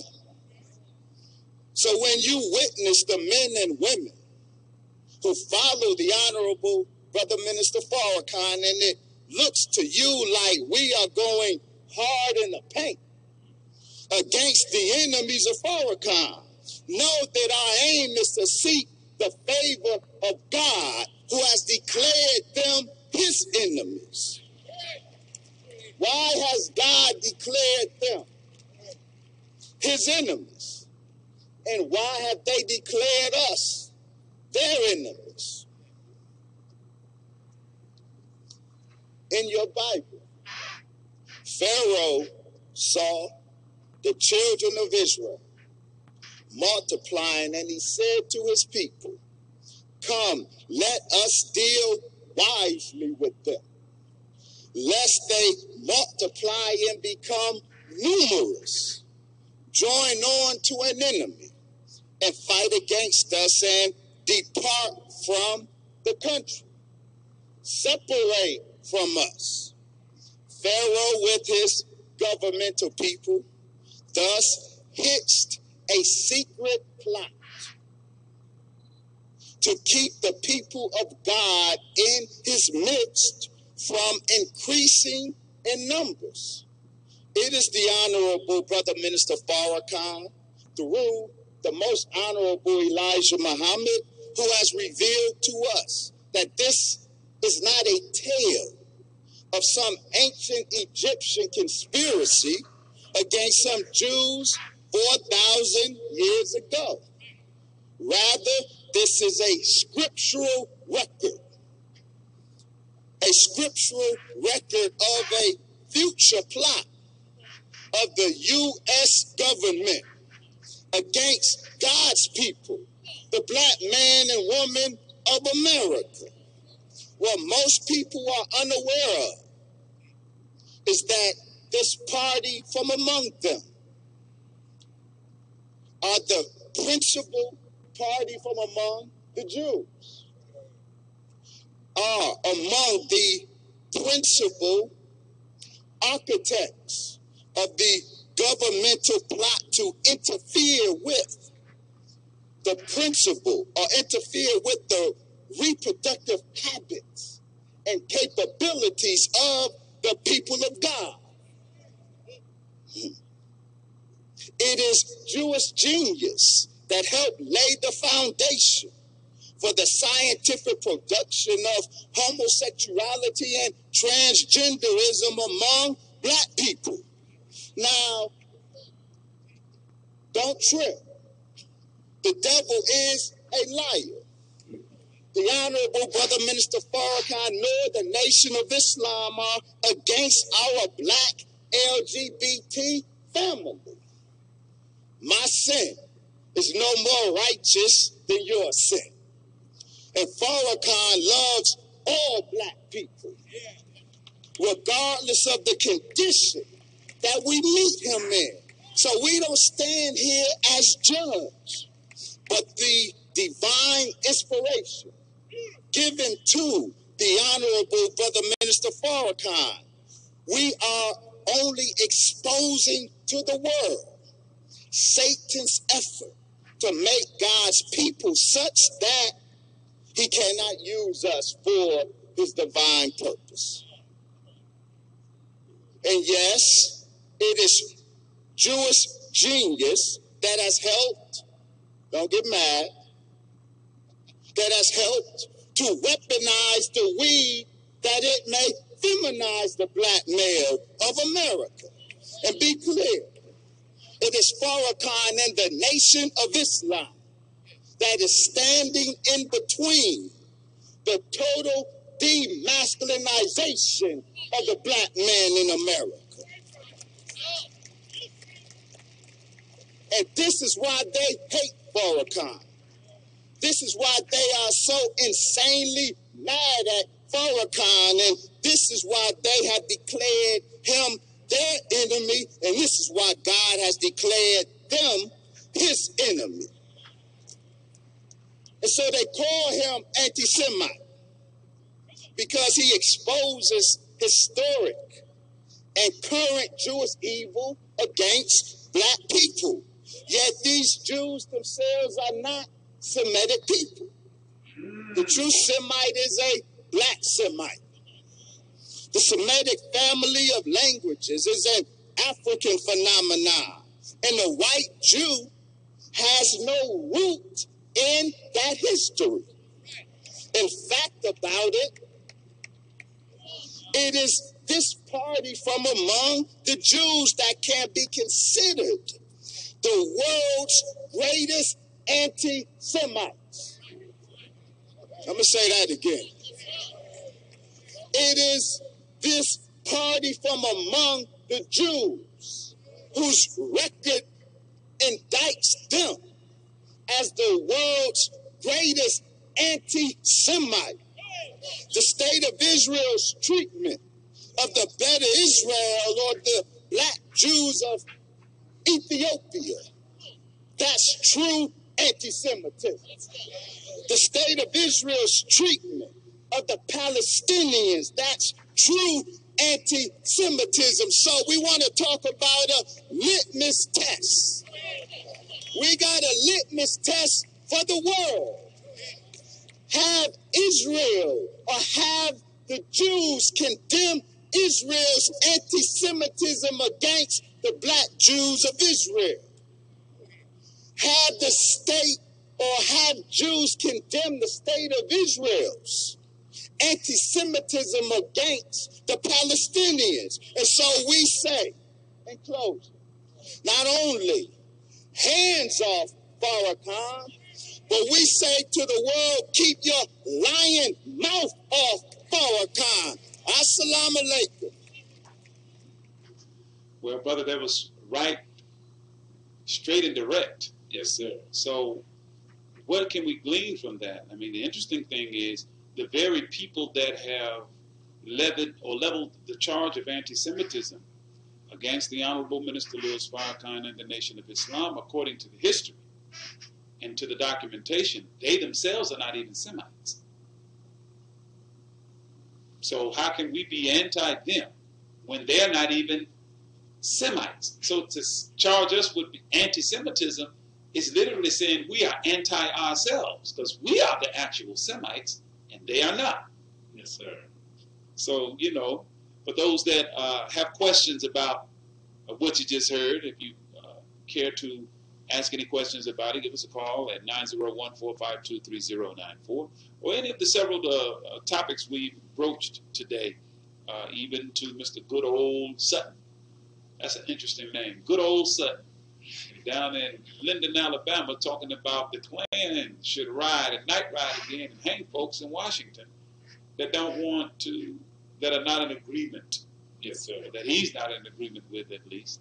So, but this is important for our community to know and understand, brother, because, you know, all of those in history that you mentioned earlier, Brother Kenneth, the self-help leadership that has manifested among us, all of those were called anti-Semites. Anyone who would speak a truth,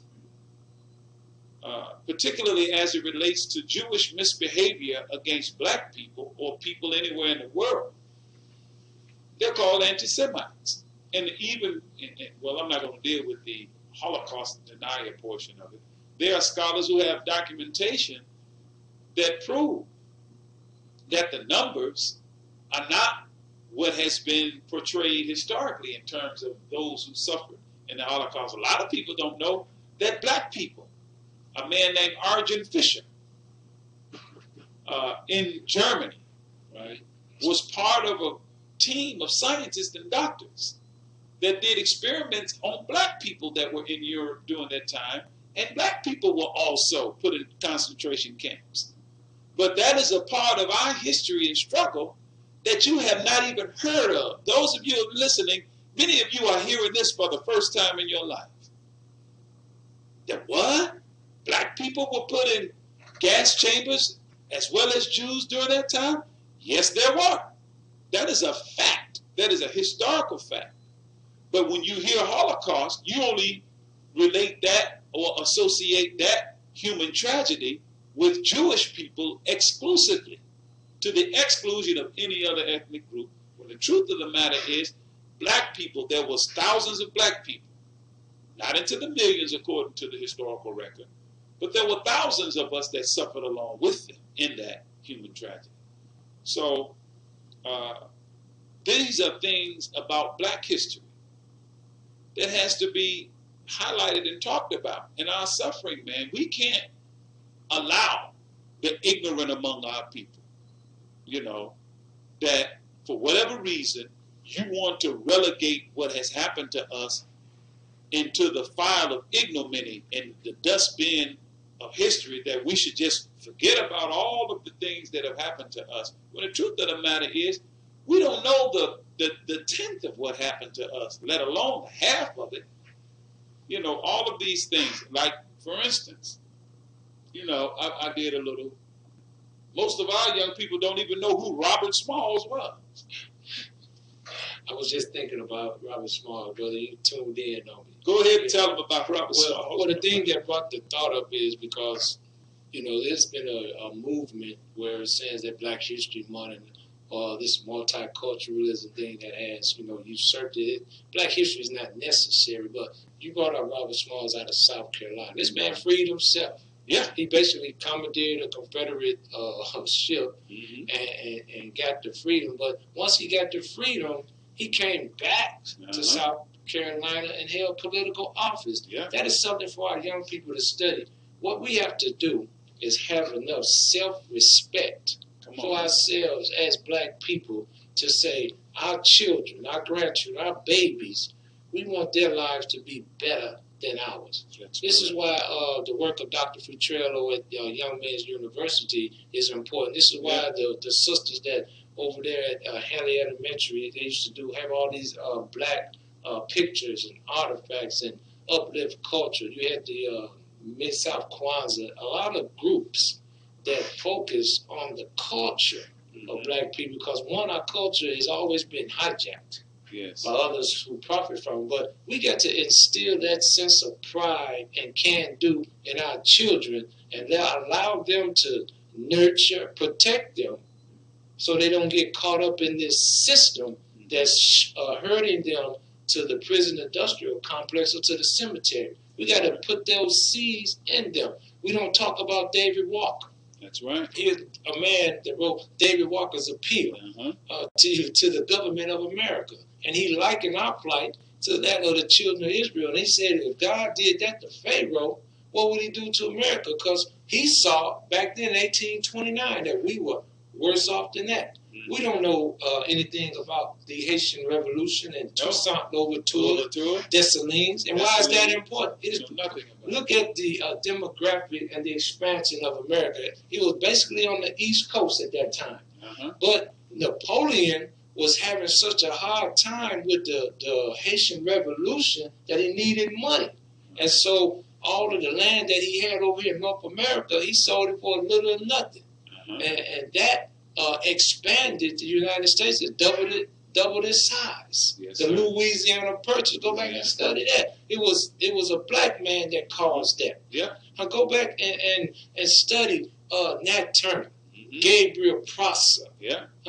All of those individuals, Denmark Vesey. I mean, Wells even. Yes, you know, we Even go to here locally, family, Robert Church. Exactly. The And church family. the reason why we have to study those things because it's a template. You know, history is cyclical in nature. Yes, so the conditions and circumstances that they overcame, if you look at it today, they're similar.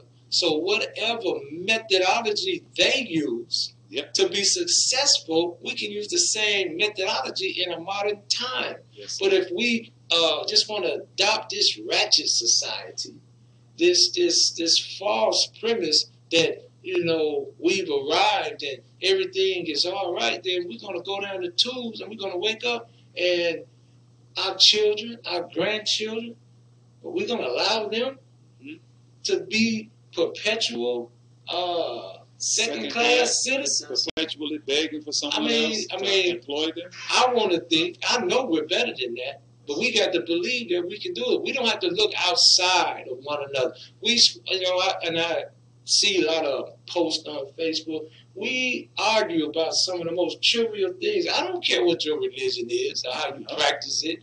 You know, I mean, are the Nation of Islam real Muslims? And we poor, naked, raggedy, hungry, out of doors, whether we're nationalists, whether we're Muslims, whether we're Christians, whether we're agnostics. It don't matter. Crip, blood, it don't matter. All of us in the same boat. I heard a brother say this one time. He said white people, he's called it the 99-1 rule. He said they can disagree on 99 things, but the one thing they agree on, that's what they organize around. But we as black people, we can agree on 99 things, but the one thing we don't agree on stops us from working together. Sir. You know, so we got to stop this set tripping and come together as a family. Yes. And the thing of it, Brother Kenneth, one of the things that I don't think our people give due estimation to is that God has not changed in how he deals with errant nations. Yes, sir. America is indeed and in fact an errant nation. And a study of scripture and history will bear out whether we want to agree with it or not. And let me be clear. God is not interested in whether or not we agree with him. You don't have to believe in God. He doesn't make that a requirement. In fact, he brings disbelievers into the world and allow them to live to show the believer what the plight of a disbeliever looks like. Even hypocrites are valuable. Yes, sir. Without the hypocrite, the believer will fall asleep, as I heard the minister say. But God has not changed, dear family, in how he deals with errant nations. America is an errant nation. And when nations, their evil deeds outweigh their good, before God chastises or destroys them, he raises a messenger, a voice amongst the people of that nation to give them the opportunity to change and bring their behavior in line with what is proper human conduct. And that period of time that the servant of God is amongst that people is called grace. Okay? Now, we can sit here today and easily say that were I alive during the time of the great worthies, the prophets, all the way from Abel to Zacharias, Jesus and Muhammad and Moses and Aaron and Elijah and Elisha and Joshua and Jeremiah, all of the great worthies. We can easily sit here today and say, if I was alive, I would have been with them. But the question becomes is, how do you respond to truth being spoke to power today? Because the prophets of old had to speak truth to the powers of their day. So if you have a problem with truth being spoken to power, And if you are comfortable with what the power of today has to offer, then you're out of luck, because that's tantamount to shifting around to get a first-class seat on the Titanic. Okay, the whole boat going down, brother. Now, I know people are saying, you know, and I get this sometimes, Brother Kenneth, from some of my colleagues in the workforce. Hey, Muhammad, man, y'all just doom and gloom, man. Y'all just doom and gloom. I asked the question, when has any prophet of God appeared to an errant nation and gave them a congratulatory message? Right. That everything is hunky-dory and fine, and you should, you know, if you just do A, B, and C, and D, you can enjoy the good life in Sodom and Gomorrah. Just don't hang out with the homosexuals.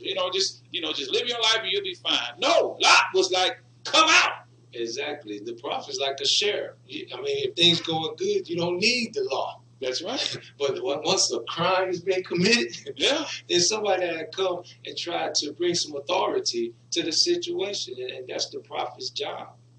Yes, sir. And to the Facebook Live audience, we got about 15 minutes, actually less than that. We got about 12 minutes now left in tonight's program. This is our first time, Brother Kenneth, on the opposite side of the radio station. We are in the AM 730 room, but we're broadcasting on AM 1600 as well as AM 730. You can hear us live on AM 1600 on your radio and AM 730. You can also catch us on YouTube live streaming.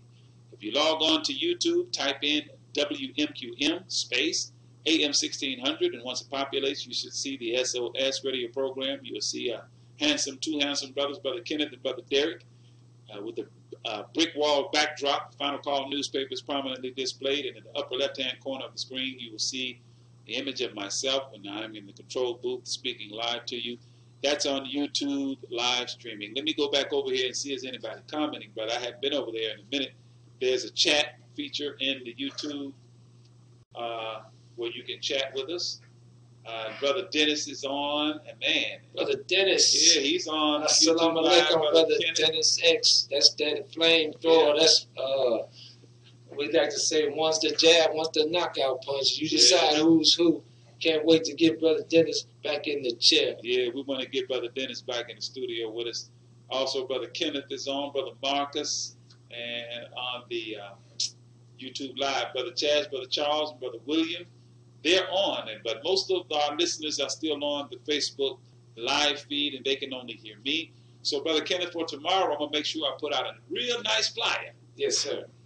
And we're going to post it online and let everybody know that we made the flip. We're still in beta test mode over here, you all, for the SOS radio program, the shift that the radio station is making. Soon they will be FM 93.3, but for now, we're broadcasting from the opposite side of the radio station on the AM 730 side, but we can be heard both on AM 730 as well as AM 1600. We got a few minutes left. If you want to give us a call and give some of your thoughts on tonight's program and the topics of discussion that we've broached so far, call-in number is 901-452-3094. Again, it's 901-452-3094. Brother Kenneth, man, I'm going to take a break again and play some commercial messages, and we'll come back and we'll start getting ready to close out. We'll be right back. What's your source for truth and news reports? Where do you turn for news that's fair and balanced?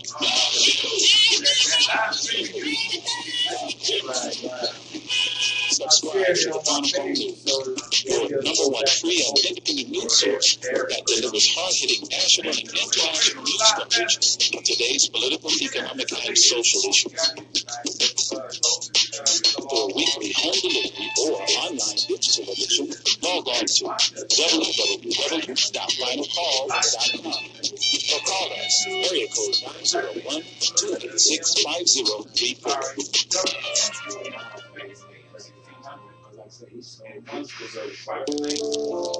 The Urban Indulgence Bath and Body Boutique.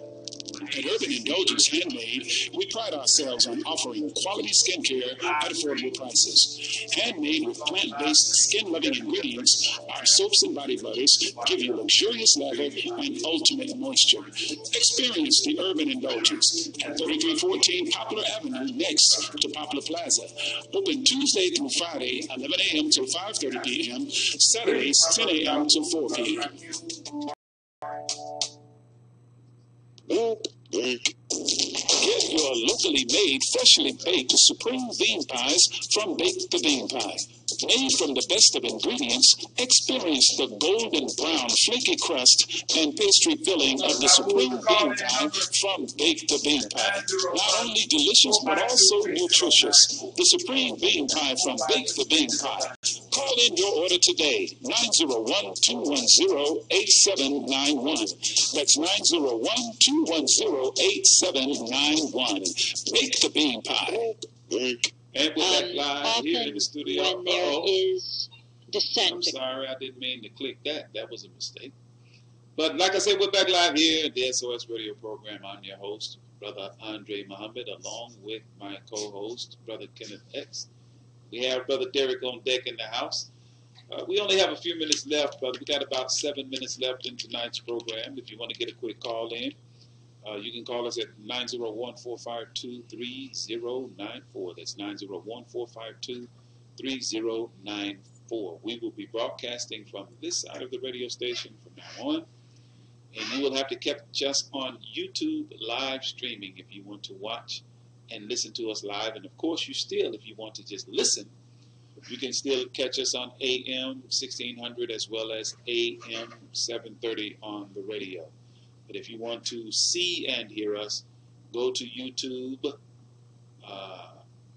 live stream, and we are WMQM space AM 1600. Of course, you can still log on to Facebook Live. I'll still have my phone set up, and you can catch me Facebook Live, but you'll only be able to hear me when I talk. You won't be able to hear the callers when they call in or any of that. In order to hear the callers when they call in, you'll have to go over to the YouTube live stream in order to hear us, or be at a radio where you can hear AM 1600 and AM 730, either via the TuneIn radio application on your smartphone, or sitting at a radio or driving in your car, you can tune your radio to those stations. Brother, man, we've had a robust conversation in my estimation tonight. We're still getting acclimated to the new environment we have over here. That brick wall that you all see that are on YouTube live stream. And somebody tell me, what do you all see on YouTube live stream? Are you seeing what I told you should see? I want to make sure that the audience over there is seeing what I told them they would see. I see some people have made some comments over here too, Brother Kenneth. Let's see, Sister Carmen is on. Walaikum salam, ma'am. And of course, Brother Dennis. And if you would, Brother Dennis, let me know. And let us know if you're seeing Brother Derek and Brother Kenneth and myself over on the live stream on YouTube. And somebody says, I'm watching you. This is on Facebook Live. Brother saying, I'm watching you. Thank you all so much, brothers and sisters, for tuning in. As I said, for tomorrow, we're going to put out an announcement, full announcement, letting you know that we are now on a different platform in terms of our live streaming.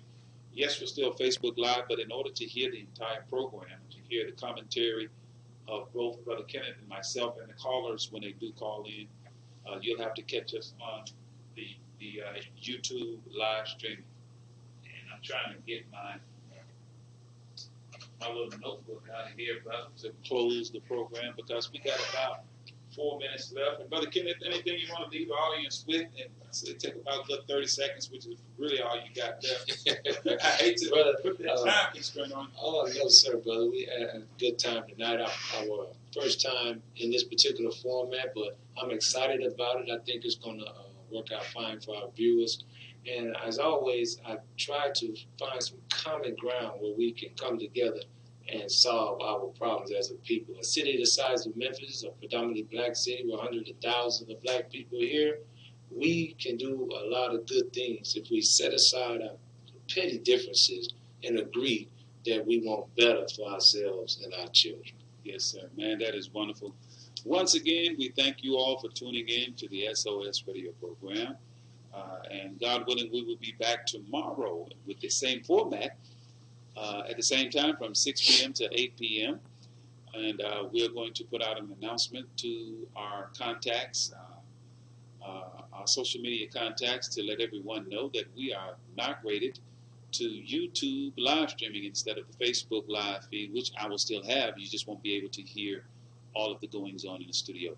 But as we close out for tonight's program, we want you to subscribe to the Final Call newspaper. Make sure you subscribe to the Final Call for home delivery. Give us a call at 901-286-5034. That's 901-286-5034. You can visit us at Muhammad Mosque number 55. We're not yet quite ready. Tentatively, we will be at Mosque 55 for this Sunday, but I'll know for sure tomorrow. But if we're not, we will be at, for our men's FOI and processing class, we will be there. We will be there Monday night at 7:30 p.m. for our men's only class. But for Sunday, our Sunday morning lecture at 10 a.m., we will be at 1495 Brookhaven at our satellite location in South Haven, Mississippi. That's 1495 Brookhaven. And for our women's only class on Saturday mornings at 9 a.m., also be at that location, as well as our Wednesday night study class and Friday night study class, both at 7:30 p.m., men and women invited. We will be there. So the only meeting that we will have at Mosque number 55 will be at our men's only FOI processing class at 873 Vance Avenue. If that should change between tonight and tomorrow, I will definitely give the update. I'll have to get an update on the status of the construction work we're having done at our main location here in the city of Memphis. God knows we'll be glad when we get back up and running there. Yes, also, call our conflict resolution hotline at 901-303-8961 for any questions, comments, or concerns, or if you would like to advertise on the SOS radio program. Also, give us an email. Give us an email for questions, comments, and concerns, not the hotline. Questions, comments, and concerns, send them to our email at savingourselves19@yahoo.com. Questions, comments, concerns, give us an email at savingourselves19@yahoo.com. Brother Kenneth, it was a little bit bumpy to start off with, but that's going to do it for us this evening. We thank all of you for tuning in, and we're going to smooth it out. Yes, sir. As we go here at the SOS radio program. Until then, and until next time, we leave you as we came before you with the greeting words of peace of Assalamu alaikum. Man, I'm feeling like Larry King. Oh, okay. Larry King.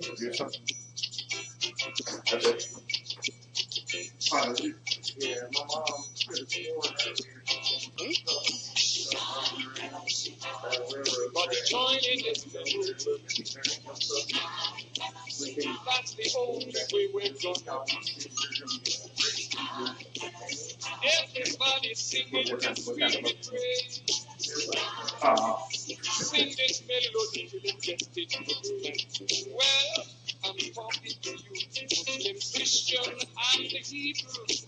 Anything to do with God to your heart, or else we are through. Views, it's going to pick up the later Carson. It's more. Yeah, right now, live it was 11 people. But most of them still, but it was like 11 watching now. The views are going to start going up afterward, because I just shared it on my page. Then we just have everybody share it. So everybody share it. SB Nation AM. Kobe Bryant had some things to say about James Harden. Said the Rockets won't be competitive if he keeps scoring all the points.